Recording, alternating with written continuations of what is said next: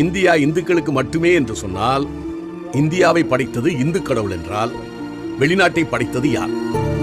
இந்து மதம் என்றால் இந்திய மதம் என்று பொருள். உலகில் எங்கும் அமெரிக்க மதம், இங்கிலாந்து மதம் என்று ஒன்றுமே இல்லை. இப்படி நாம் பார்க்கும்போது கடவுள் பலராக தெரியும். எல்லா கடவுளும் ஒன்றுதானே? இல்லை, எல்லாருக்கும் ஒரே கடவுள்.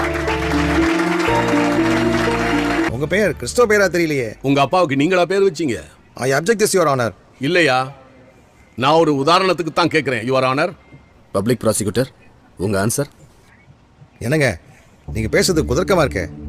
அப்பாவுக்கு புள்ள எப்படி பேர் வைக்க முடியும்? அதே தான் நானும் கேட்கிறேன். கடவுளுக்கு மனிதர் பெயர் வைக்க முடியாது. நீங்கள் சொல்லுகிற பெயரெல்லாம் மனிதன் கடவுளுக்கு வைத்த பெயர். இயேசு என்று பெயரிடுவாயாக என்று பிதாவின் இடத்திலிருந்து கட்டளை வந்தது. இம்மானுவேல் என்று அழைக்கப்படுவார் என்றும் பிறப்பதற்கு முன்பாகவே பெயர் வைக்கப்பட்ட ஒரே கடவுள் இயேசு.